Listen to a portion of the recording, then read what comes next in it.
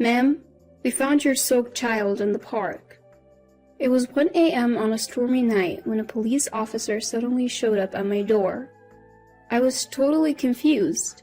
After all, my 2-year-old daughter was peacefully sleeping in her bed. The officer had with him a little girl, around 4 years old, wearing tattered clothes and looking frail. She stared at me trembling with tears in her eyes. The officer showed me a note the girl was clutching and had my name and address written on it. Could it be? I suddenly hugged the little girl, and a flood of memories rushed back into my mind. I am Susan, a 33-year-old housewife. I live with my husband Michael, who is the same age, and our 2-year-old daughter Sarah. We have a happy life together, but I have a past I'd rather not remember. It was 5 years ago. I got married for the first time when I was 28. My husband was Joseph, my boss at the company where I worked. Joseph was a generous mentor, and I admired his confidence and his ability to put people at ease. When he asked me out, I dated him for about 6 months and happily accepted his marriage proposal. My family also seemed to have a good impression of him. In particular, my sister Lisa, who is 5 years younger than me, was thrilled to have a great brother-in-law. Joseph even told me, I was surprised he had such a beautiful and cute sister. Lisa was indeed adorable, both in looks and personality. When we were little, she would always follow me around saying, "Susan, I love you." We were really close sisters. After getting married to Joseph, Lisa started coming over to our new home more frequently. Joseph is so mature. I really look up to him. The guys around me are just kids in comparison. I'm flattered that a cute girl like you, Lisa, would compliment me. I felt uneasy watching Lisa grow fond of Joseph and my husband seeming to enjoy the attention, but my intuition eventually proved correct. One day, they both vanished, hand in hand. They left behind a note saying, "Susan, I'm sorry," along with filled-out divorce papers. Life can be dramatic, but who really goes through something like having their husband and sister fall in love? Why couldn't they have just been honest with me? I would have been willing to let Lisa have Joseph. If I could utterly despise them, maybe it would be easier. But in my case, that wasn't how I felt. I filed for divorce immediately, ending my brief marriage within a year. The one who saved me from the depths of despair after being betrayed by my loving husband and sister was my current husband, Michael. We had originally met in a college club. Michael proposed to me 3 years ago after supporting me through my recovery, and we remarried.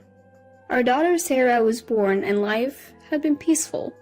Then, it happened. Suddenly, at 1 a.m., our doorbell rang incessantly.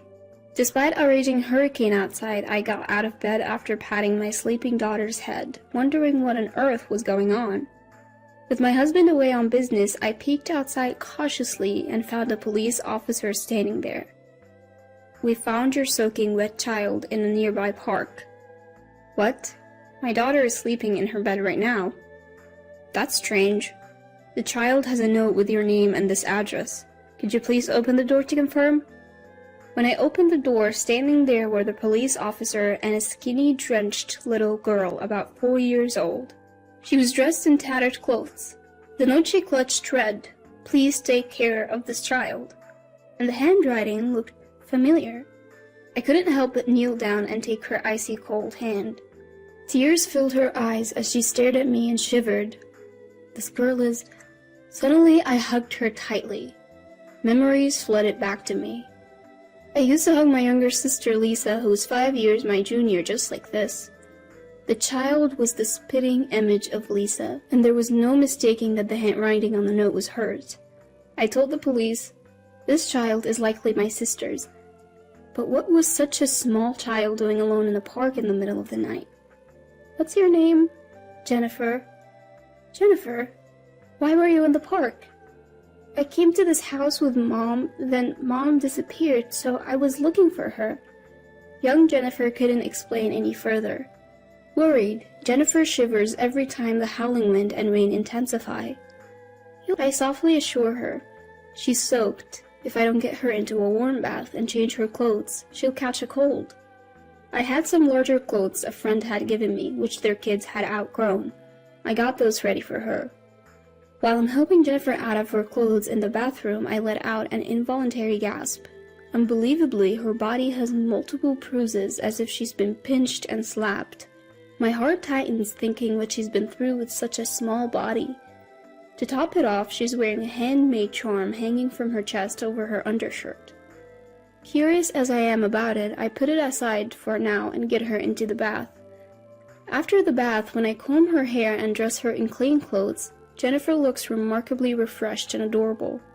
She's thin, but she strongly resembles my sister Lisa when she was young. I'm convinced Jennifer is Lisa's daughter. I took her into bed, wrap her in a blanket, and hug her. "Rest easy. Good night," I say. She murmurs, "So warm," and, reassured, falls deeply asleep. The next morning, while Jennifer and Sarah are still sleeping, my mobile phone rings. An unknown number. Cautiously, I answer. No one speaks, but I can hear faint breathing. "Lisa, is that you?" "No, it's me, Joseph. Long time. Glad your number hasn't changed, Susan." "It's my ex-husband, Joseph. What do you want now?" "Strange question, but are you taking care of a girl?" I hesitate, but feign ignorance, recalling last night. "What are you talking about?" "How's Lisa?" Joseph avoids answering and hangs up, saying, "Never mind then." In truth, after Jennifer had gone to sleep, I'd opened the charm and found a letter inside. It read, "Susan, I'm sorry, I know I can't ask for favors now, but please take care of my daughter, Jennifer." Additionally, the letter had shocking revelations that left me trembling with anger. It also provided the location of the bar where my sister works, so I decided to go meet her. I'll leave Sarah and Jennifer with my mom at our family home. Seeing Jennifer, my mom softly holds her and says, "She looks just like Lisa," tears filling her eyes. A week ago, Lisa suddenly called. She said she wanted to apologize in person and asked for your address. So that's how she found me. I had my reservations, but she seemed desperate and kept insisting, so I reluctantly agreed. "I'm sorry." "You did nothing wrong, Mom. Thanks to you, I might be able to help Lisa." "What?" "I'm entrusting these kids to you for that reason." So I left my family home and headed to the bar where Lisa works. It was only a 30-minute taxi ride away. Why didn't she ask for help sooner if she lived so close? I guess Lisa felt she couldn't rely on me no matter how tough things got. The bar was in a quiet corner of the entertainment district. Inside, it was dimly lit and smelled of alcohol and cigarettes. When I asked someone who looked like the owner about Lisa, he called for her right away. Stumbling from the back of the bar, Lisa appeared. The once plump and pretty Lisa I remember was gone. She looked skinny, worn out, and had a sickly complexion. I was lost for words. Lisa, who was still in her 20s, looked like a worn-out woman in her 40s or 50s. "Is that you, Lisa?" "Yeah, Susan, I'm sorry." After she finished saying this, Lisa stumbled and collapsed into my arms. That's when the owner coldly said, "She's not feeling well and can't work. Take her home." Seeing his attitude, I could easily imagine the harsh treatment Lisa had been getting here. I immediately took Lisa to the nearest hospital. The doctor diagnosed her with a severe illness, saying she came too late and doesn't have much time left. Lisa was immediately admitted.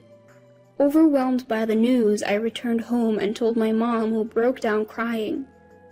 I, too, couldn't hold back my tears anymore. "I'll take care of Jennifer, Mom. Let's support Lisa together." "Yes, I'll do everything I can." Having made this promise with Mom, I took Jennifer and Sarah home. My husband Michael, who returned from a business trip that night, was shocked to see one more child in the house. When I discussed Jennifer with him, he said, "Let's pray for Lisa's recovery. In the meantime, Jennifer can stay with us." The next day, when we took Jennifer to visit her mom in the hospital, she ran up to Lisa crying. "Mom, I've missed you." "Jennifer, I'm sorry. Are you okay?" "Yeah, I'm fine. Aunt Susan is really nice." Tears in her eyes, Lisa lovingly stroked Jennifer's hair. My sister thanked me and gave me something to help protect Jennifer. From then on, Jennifer stayed with us and we occasionally took her to see Lisa in the hospital. After about 10 days, Jennifer, who had been so frail, started to look healthier and even smiled a bit. She grew fond of Sarah, almost as if they had been sisters forever. Just when I was happily watching the two of them play, I got a call from my mom back home. "Joseph just showed up at the house," she said. "I am demanding to know where Lisa and Jennifer are. Hand them over right now." "I got scared and gave him your address. I'm sorry. Get out of there before he finds you." I was hurriedly getting the kids ready to leave when the doorbell rang multiple times. Could it be Joseph already? I peered outside, and sure enough, there he was, face red with anger. Seeing him like this, something in me snapped. Despite Lisa withering away, Joseph looked like he'd put in weight, even getting chubby. I opened the door and Joseph immediately started accusing me. "Heard you got remarried and live in a nice house, enjoying the high life, huh?" "That's none of your business," I retorted. "I know Lisa and Jennifer are here. Bring them out now." "Even if they are, I can't hand them over to you." "I need Lisa to work or we don't have money. Bring her out." At that moment, Jennifer burst out and screamed, "I hate you, Dad. You always bullied Mom." "What did you say, you little brat?" Joseph tried to slap Jennifer, but I immediately stepped in between. "Lisa is in the hospital because of you. She's sick because you forced her to work and didn't allow her to get medical treatment." I had read about Joseph's recent behavior in a letter from Lisa that was inside the charm Jennifer was wearing. When Lisa got pregnant, she and Joseph left home together. Soon after Jennifer was born, they were broke and struggling. Joseph then began verbally abusing Lisa and Jennifer, saying, "This is all your fault." He took all the money Lisa earned from her job at a bar and squandered it on gambling and fun. They were left without even food. Eventually, the stress piled up and Lisa fell ill, but they had no money for medical care.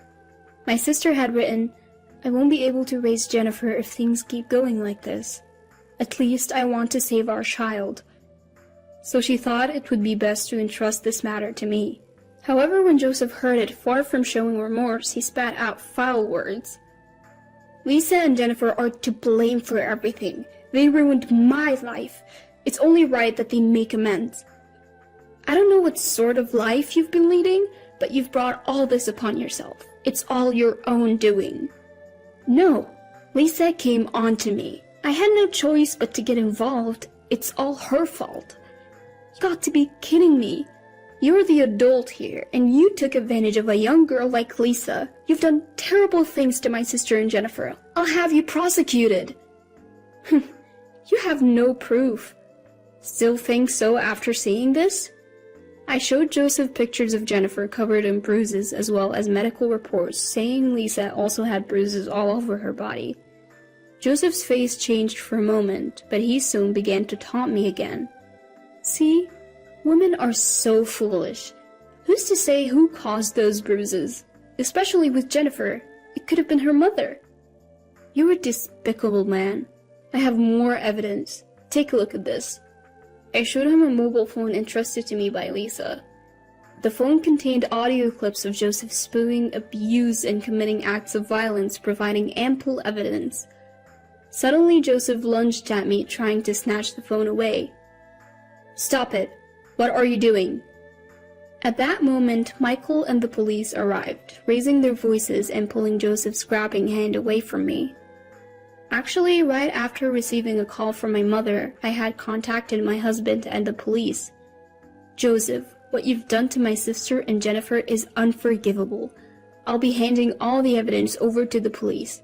You better reflect on your actions." Joseph was immediately taken away in a police car. Michael looked at me with a mix of disbelief and concern, letting out a sigh. "You should have waited for me. What you did was reckless." "I'm sorry, I just couldn't stand Joseph anymore." "Are you hurt?"